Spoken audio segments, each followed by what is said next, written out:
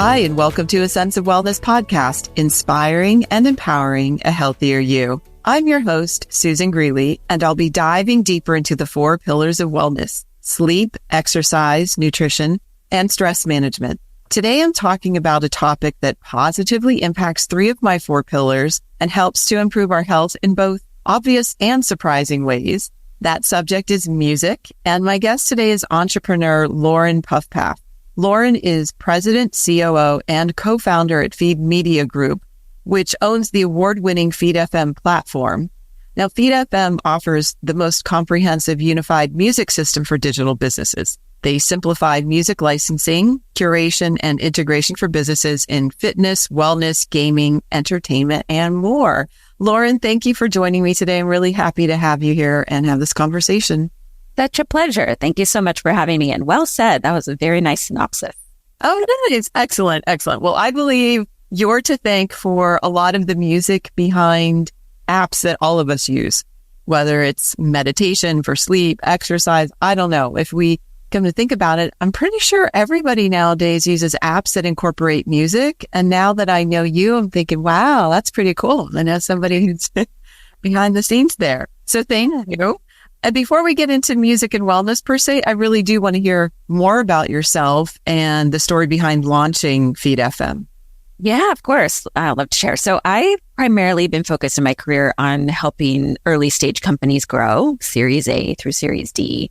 And I love the mix of the creative side of it. So building culture, building brand, and the more analytical side of things. So operating systems, how do we measure success? What are the frameworks we're going to use to create a successful business, essentially? And I'm also deeply passionate about music.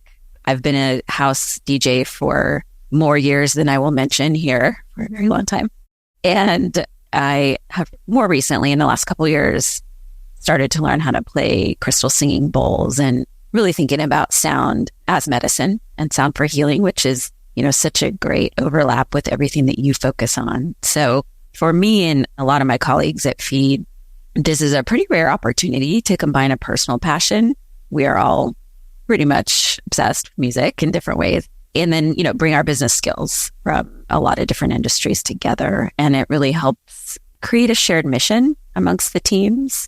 And it just, honestly, it makes it a lot more fun when you're excited about the product that you build. I love that. Don't we all want to live our passion, work, combine it all into one? Yeah. So that's fabulous. I already knew that you were a house DJ, and I think that's the coolest thing ever. And now busy working mom and entrepreneur. I would love to hear more about that integrative approach to health and wellness, Lauren. That's what we really want to talk about, not just in the form of digitized music and apps, but how are we really integrating music through technology into our lives for that? You actually said sound is medicine. We talk food is medicine, exercise is medicine. I would love to spend this time talking truly about how sound is so healing. Yeah, it really is. And so, we're fortunate it's never been easier to access music, right? We have literally at our fingertips anything you could want, need, or imagine. And we at Feed, we really work in kind of 2 distinct but important areas. One is leveraging popular music to help impact mood or reduce stress or, get you through a workout. And the other is really in the functional side of music, which is a category of music that's really purpose built. So it's trying to get you from one state to another, whether that be, stress relief or sleep or focus. And the science that's growing around that whole side of functional music, the research that's happening there is so fascinating around just how music impacts your brain in so many different ways, whether it's lowering cortisol or increasing dopamine release, all the good things that we want in life. And so that, what we spend a lot of time thinking about is what is the right music to the right person at the right time? So what is it that you're trying to achieve in that moment? And how can we leverage music to help you get there? And increasingly, because life is chaotic, it's a lot about stress management and sleep these days. That's it. Those are the 2 top pillars that I definitely need to focus on. Don't we all?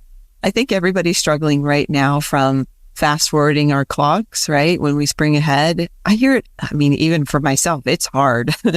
So We have disruptions in our lives all the time that throw us off. So we need to latch on to things like music and tools that are going to bring us back to healthier habits every day. It just occurred to me. But the functional music, let's talk about this. Let's talk actually a little bit more about stress because we're all suffering. And there is a whole new younger generation struggling with depression and anxiety, and they're probably the most connected to technology. And I think this is such a key area to focus on and help support mental health. We don't necessarily have to talk mental health, but I know I'd love to hear from you and your perspective and all this research too that you tie into what you do about how do we improve focus and energy and performance. And even let's start with just focus alone because people are struggling. Sustained attention is hard. Yes. And yet that is what you need for both creative endeavors or business tasks is really that focus and that sustained attention. And so many of the tools that we leverage daily now to keep us connected and moving faster are actually just massive distractions as well. Slack is coming to mind, for example. So music's really powerful for that sustained attention because there's kind of two things that tend to happen to us. Either your mind wanders, so it's sort of the internal wandering, which is natural and human, or there's an external distraction, something external banging around or talking or whatever the case may be. It's a Slack notification. So the power of focus music is it actually is proven to help sustain attention by reducing both types. So for the internal mind wandering piece, when you have the right music, and I'll talk about what helps with focus specifically, but when you have the right music, it helps keep you in the zone. But then there's also the obvious benefit of also creating a little bit of a barrier for those external distractions. So we have a team, our curation team has been working with some doctors in the new field of biomusicology, which is synthesizing all these different fields. So there's neuroscience, social, psychology of music, music cognition, pulling all of this together to figure out what are the properties of music that can help you achieve those effects. And so for focus music, it's really interesting. You know, you need a beat, but it can't be too distracting or too intense. There are certain frequencies that are helpful for eliminating distraction. Generally don't do lyrics, just as we're thinking about the composition parameters for the artists that we work with. So there's actually really now starting to be more of a scientific approach about how you develop music specific for that purpose. That's tremendous. Are there apps out there now that you've helped create the music for or the sound for that are specifically geared towards that? Say children with ADHD or adults for that? Yeah. So the work that we've done, the partners we're working with right now, it's primarily been more of a holistic approach that includes exercise, stress management, sleep, meditation. I would love to find some purpose-built apps that we can also help support there too. But I do also love this trend towards trying to support the whole person throughout their day and their journey of maintaining a more even keel, I guess is what we're all trying to do.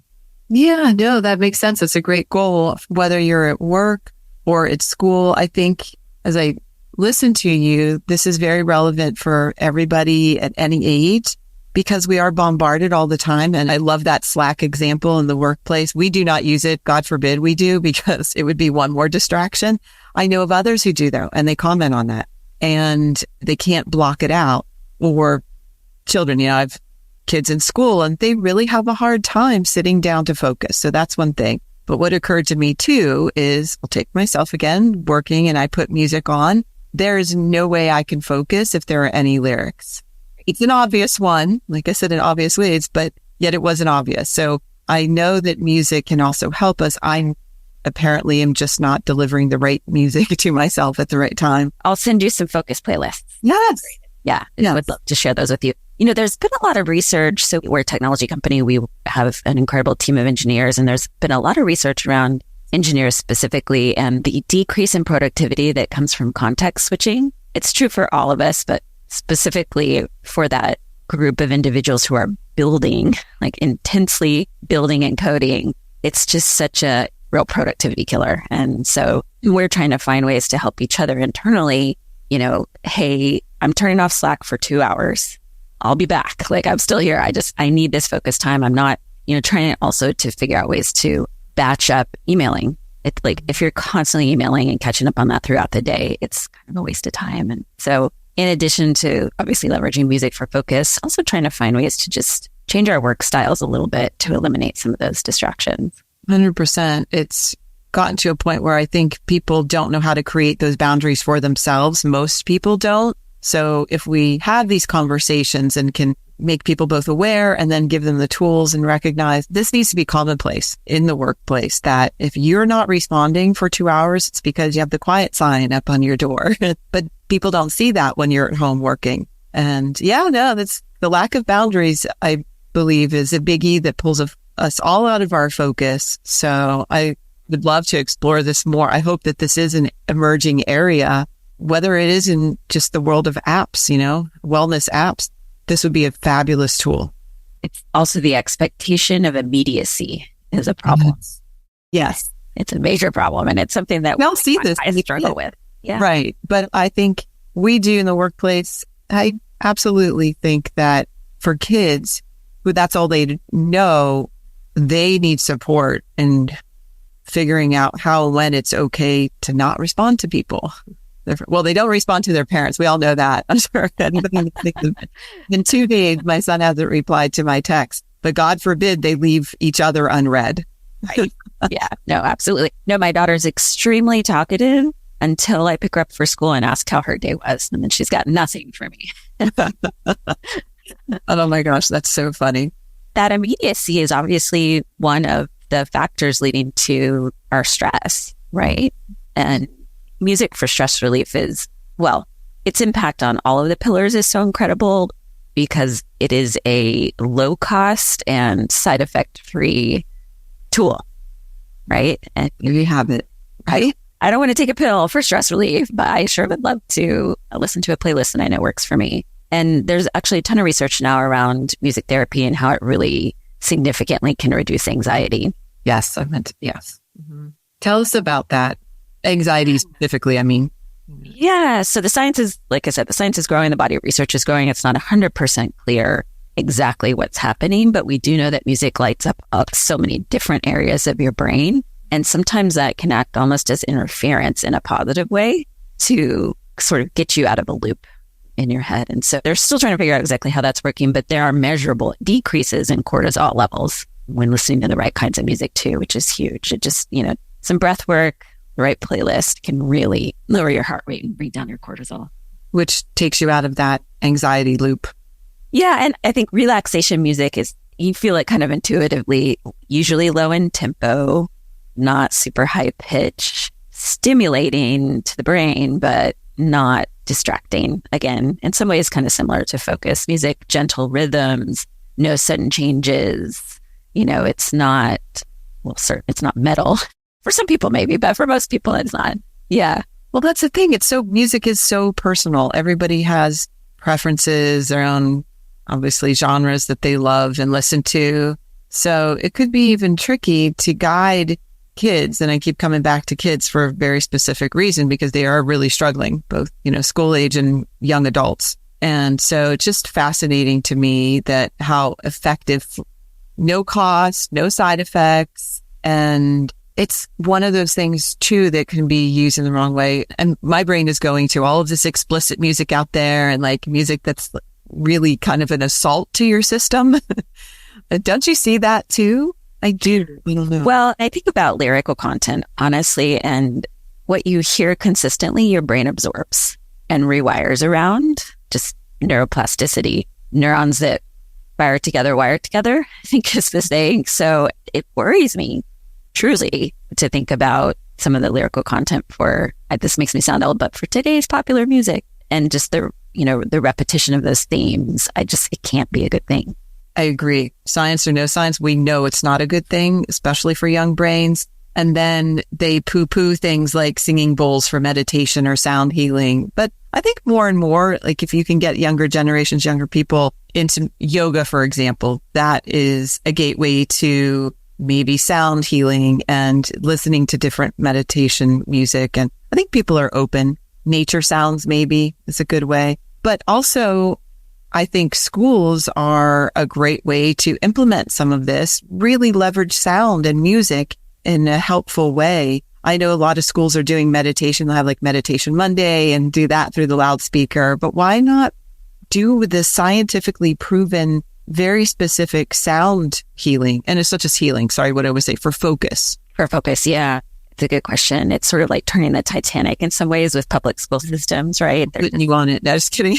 I would love to. We do. I mean, I am in Northern California. We do have a pretty progressive elementary school. My daughter's better at yoga than I am. Like, I love seeing this so much. You mentioned singing bowls. She's actually really fascinated by them too. I think kids love percussion, right? And so you use a mallet on these crystal bowls to create the sound and the resonance, and you have to be gentle, which I'm still working on with her, but she's not thinking about what frequency each bowl is, obviously, or what chakra it's tied to, but she knows which one she likes. Mama, I like the blue one, and so just kind of letting her, gently explore and play around with him has been really special. Yeah, and starting young, for sure. Well, yeah, this sound healing, it's just so fascinating too. The solfeggio frequencies are a set of specific sound frequencies that are believed to have healing properties. And there actually isn't a ton of research around these yet, but I've heard of a few studies starting to emerge. But it's essentially a scale, a 6-tone scale that has, it's expanded. It's now more tones, but, specific hertz that correspond to specific ailments in the body. I think the most common one, and you can find tons of YouTube videos of 528 hertz and stress reduction. There is some research around that particular frequency, reducing stress in healthy participants. So, okay, that takes me to another thought, like a segue into sleep a little bit. Just in that, I use my phone, I use YouTube sometimes for me to find those sounds, or I use my favorite app, Insight Timer. Shout out to Insight Timer. Yeah, that's really interesting. You mentioned that. That's how I discovered it, Lauren, the solfeggio frequencies. I don't know which is which, but I'm fascinated and it drew me in and I absolutely love them. So the dark side of using phones at bedtime and all that isn't necessarily all that bad, because if you're finding sound frequencies that help you sleep, why not? I don't tell people not to use them if it's done in that positive way. But yeah, I'd love to hear more about sleep and music if you want to go in that direction. Yeah. Do you use apps, or if you use music to help with relaxation and sleep before bedtime? I do. I have a whole cocktail, for lack of a better word.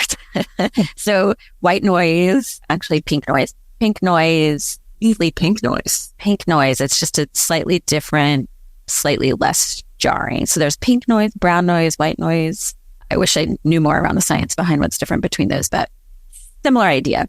There, I've got sleep meditations, I've got music, and it's also important for sleep hygiene. That's something I think, especially as, talking to my friends as we get older, you used to be able to just crash on a friend's couch, no problem. And now I need blackout shades, white noise, a sleep meditation, and my favorite moment is sleep vitamin. But anyway, so, this sure. Sleep hygiene is so important. So that's having really two things. So it's the environment, which is mainly what I'm talking about here. And then also just the daily routines that really promote that consistency. And, as we've been talking about, music's a great barrier and can really help you if you have what's right for you. Choose a playlist that you like or frequency that you like. It can really help the looping that tends to happen at night when you're replaying the conversation or what you wish you had done or the to-do list. So extremely helpful for falling asleep faster. Mm-hmm. And there's also research around this. A study involving women with insomnia showed participants who listened to their self-chosen music for 10 days saw a reduction in time to fall asleep from 30 minutes to 10 minutes. That's a big difference. That's a huge Just 10 consecutive days. I heard that. The same thing. That's nothing. There are a lot of courses that you see for learn how to meditate, do this, and it's 21 days or that. So 10 days at a time listening to specific playlist. Is that what you said? So yeah, going back to your point around how personal it is, it's the self-selected. So making sure that it's, purpose built for sleep, but then you choose what version of that you like, because there's an element of taste that relays it to. Definitely. If you get irritated by one of those, you're agitated and not fall asleep. But that's tremendous. That alone, I'm going to repeat. Didn't you say it decreases the time to fall asleep from, what'd you say, 30 minutes to 10 minutes. Yeah. That's life altering for a lot of people who struggle with falling asleep. How about, Lauren, staying asleep? Yeah. So also research showing that because you sort of drop down into your sleep status a little bit sooner, it impacts your ability to stay asleep through the night as well, which I know for me, again, just talking to a lot of my colleagues and friends, when you wake up in the middle of the night, sometimes those loops are still there and it's really hard to get back to sleep. So when that happens to me, my go-tos are either a meditation, a body scan. So, the physical relaxation, or a playlist, a sleep music playlist, but both are extremely helpful. I agree. And I tend to do the breathing myself. But if you're not able to do that on your own, the body scan or the breath work that helps you relax or fall back to sleep, which is very effective, then why not reach for something external such as music? Just by all means, don't get up and go to the kitchen and start eating. Or don't start scrolling. Just curious what type of breath work you go to. Thank you for asking. I love that because it does help me, and I love to tell others or teach them. It's very, very basic, Lauren. I just noticed that the longer the breaths that I take, and really, I don't like counting per se. Some people need to count to 6 or 7, inhale for a certain number, hold, and then exhale for the same count. I don't do that. I just make sure they're long, deep. I hold, and then I have a nice long exhale. And so simply by focusing on this long, slow breaths in and out, I'm able to completely calm myself, calm my thoughts, and fall back to sleep. And the reason I know I fall back to sleep and I can show this is because I track my sleep. So it's been so helpful to see that. And I know it's, again, a zero cost tool. It's the simplest thing we have at our disposal is our breath and controlling our breath. And then music does help me too. Like if I were somebody to then pick up my phone but the funny thing is there's sometimes are glitches in technology and you end up with an ad on YouTube or, like things can happen or you get the wrong thing and then that's more disruptive. So you have to have. Yes. The disruptive ad. Nothing will wake you up like a disruptive ad. Yeah. Yeah. It's true. It's true. But I love, those are some amazing research outcomes, right? Or just results. I love hearing that because it's so simple. And that's what this is about. Simple tools. Try it for yourself. There is no downside to saying for the next 10 nights, again, if you struggle falling asleep, which so many people I talk to do, they'll lie in bed, Lauren, for 2 hours. So hard. Well, and an even more extreme example, there's a study out of the UK from a couple of years ago looking at pre-operation anxiety. And music had the same impact for lowering stress levels pre-op as a Valium. Have you ever done an MRI or any test like that? I have not. No. No. Part of it used to be, and anybody out there who's done it knows what I'm talking about. It's like a techno rave, which is not calming. And recently I did one. This is a plug for companies that do the full body MRI. So we had to test it out and actually had an awesome experience. You can choose your music. And I did choose the solfeggio frequencies. I relaxed. I was kind of in my own little, I don't know what state I was in, fully relaxed. It was so not an issue because talk about anxiety inducing is any medical test like that, especially an MRI. Yeah. So, wow, that's wonderful. I'm so glad they're including that as part of the experience. Yeah. Again, life altering. When you're in a situation where you need it, doesn't even have to be an emergency, but anybody undergoing any sort of screenings, evaluations, testing, all that, nobody likes that. So if we can calm the anxiety level during it, everybody benefits because you get the test done and all that. So I can only imagine. Same with surgery, of course. Love that. Absolutely love hearing that. Yeah, the medical field, of course, without everybody thinking about it, uses integrative approaches to calming human beings. That's what we do as a caregiver. When you're in the medical field, if we ignore those things, it's not good medicine. No, that makes sense. Yeah, I think the perception is that Western medicine is starting to think more holistically.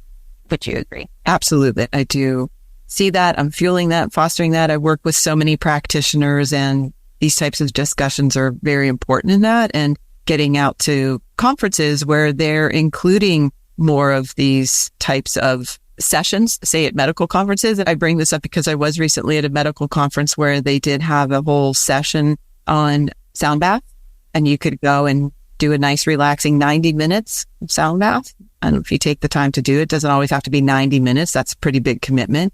Just the fact that it's there, right? Love it. Yeah, I was actually recently at a health and fitness conference, and the first session of the day was breathwork. It was a really beautiful and kind of intense 30-minute breathwork session. And I came out of that so energized and thinking, why would we not start the day that way? Especially whether you're an introvert or extrovert, those things can be draining. It's so much interaction and so much stimulus. And so I love integrating that into the day as well. Beautiful. I think that should be required at every huge conference like that, because everybody gets overstimulated. I completely agree with you. Or have like that, not just ambient sound in the background, but really be cognizant of that in those rooms. When you have rooms at conferences, so it's the same as in the classroom. If in the background, they have subtle music playing that is known to help people with focus, calming, whatever. But yeah, I just think it's interesting. Different way of the world. Okay. So I hope everybody sleeps better after listening to this, talking about getting energized. I know that you know a lot about how music, this is probably the most obvious way we use music with apps and health and wellness too, is exercise. But I'd just love to hear maybe some of the science behind it, or what are the most common trends now in health and wellness fitness apps? Yeah, we do a lot of this. We program music for many, many connected devices and fit tech companies. And it is really incredible, the fact that music has both the psychological impact. So when you just need the motivation and you're kind of lagging and having a hard time getting through, but then also the measured physiological impact on your body as well. And we did a white paper a couple years ago with Dr. Kostas Georgis out of Brunel University in London. And he has done so much research on this space with really advanced imaging technology as well to try to figure out what's happening inside. And he found that for runners, syncing music in time with their pace increased their muscular endurance by about 15% and also reduced their perceived effort by 12%. So you're able to do more, but it feels easier. Just wow, so incredible. That's incredible because we have the science behind that. And think about that. The perceived effort is low. Perceived effort goes down, but your muscular endurance goes up. Well, that's awesome. I know. Yeah. I know. It's what we want. So yeah, on the behavioral side, there's the mood elevation, the motivation, the tempo. There's a lot of the good that comes out of it for exercise. But then the cognitive piece too is what everyone's trying to figure out. Like, how is this happening? Like, what exactly is happening there? And the how is important because we are trying to curate music at scale. Now that so many people are working out remotely or through apps or connected devices. So lots still to learn there. But for us, we really think on the curation side about what's the modality? What are you doing? What are you actually trying to do? And can we impact your tempo? We do a lot of curation for specific workouts. And, what you're trying to do there is really understand, well, what's the modality? Physically, what are you doing? Obviously, that's very important. Then there's also the intensity level of the workout that you want to match. And then we want to overlay some choice for the user too. So there's a big resurgence around country music for working out in the last couple of years, interestingly. But country music can also be polarizing. I do not like it. And so having the right options at a right intensity for the particular workout, but then still giving some choice for the user is really important. I love that. That's cool. Yeah, the choice obviously is important, but I like hearing that. That's amazing. So country. Yeah. You and I were just talking a little bit off topic that as humans, we're evolving. We all go through different phases of our lives, and that's why our sleep changes, our food preferences change, and what our bodies tolerate changes, and then maybe even our openness to new music and things like that changes. So it's cool. We're ever evolving, and that's important. There is actually research, interestingly, about musical taste, and the music that you loved and listened to between the ages of 12 and 22 ends up being very important for your life. And in particular, a lot of music therapists who are helping folks with dementia or stroke recovery and leveraging music in those fields, they really reference that your age and what you were listening to in that time frame because it's really important. Fascinating. That's really amazing. And it makes total sense. Okay. So I just want to ask you a couple of final questions because I've really loved this conversation. And I'm curious what you, Lauren, use as your own favorite feel-good music or like pick, I guess your favorite feel-good music. I do love house music and have been collecting it for 20 plus years. And so if I need a little boost, if I can get some sunshine, put my headphones in and a great house mix, that's a happy place for me. Love it. Love it. Whether you're walking or maybe not working, but moving. Yes, man. Yes. That's fabulous. Okay. So as far as lifestyle goes, it's hard being an executive and in a successful growing company. So do you have any other personal tips? How do you prioritize your own healthy habits every day? Limiting distractions, as we've been talking about so much, and trying to really be present in whatever it is that I'm doing. If it's a conversation or interviewing a candidate or writing, just really trying to be present throughout the day.